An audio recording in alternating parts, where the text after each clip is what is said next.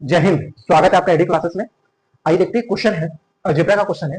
क्या क्वेश्चन कह रहा है? इफ x पे पावर y प्लस y पे power x is equal to में 17 दिया हुआ है and x plus y is equal to में 5 दिया हुआ है, then the value of x minus y की वैल्यू क्या होगी ये पूछ रहा है। x माइनस y की वैल्यू ध्यान दीजिएगा पूछ रहा है, और कंडीशन क्या दिया हुआ है कि x और y जो है दोनों जीरो से बड़े हैं, मतलब both are greater than zero. तो अब ध्यान देखिएगा, यहाँ x पे पावर y है, y पे power x is equal to में 17 है।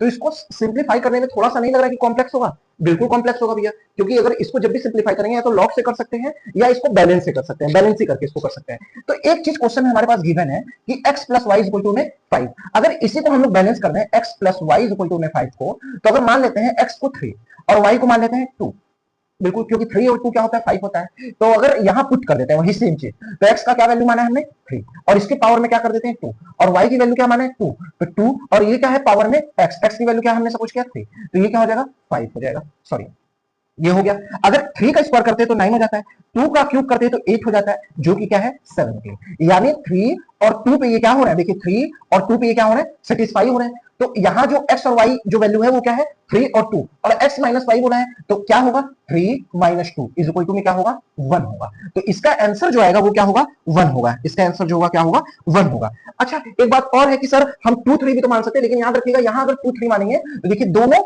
जीरो से बड़ा होना चाहिए। तो 2 और 3 भी मान सकते हैं, कोई दिक्कत नहीं है, बस दोनों जीरो से बड़ा होना चाहिए।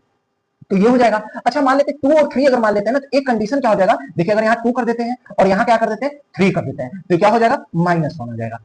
तो इसका जो आंसर होगा ये इस क्वेश्चन का वो क्या होगा +-1, क्योंकि यहाँ 3 और 2 तो बैलेंस हो जा रहा है। अगर इसको 2 भी कर देंगे तो भी बैलेंस हो जाएगा और इसको 3 कर देंगे तो भी बैलेंस हो जाएगा। लेकिन यहाँ पे उस 2 और 3 को जब हम सिंप्लीफाई करेंगे तो वो +-1 में आएगा। क्यों? क्योंकि एक बार हम लोग ग्रेटर को x ले रहे हैं और लेसर को 2 ले रहे हैं, और फिर ग्रेटर को एक बार 2 ले रहे हैं और लेसर को क्या ले रहे हैं 3 ले रहे हैं। तो ये दोनों तरीके से, तो इसका आंसर जो होगा वो क्या होगा +-1 होगा।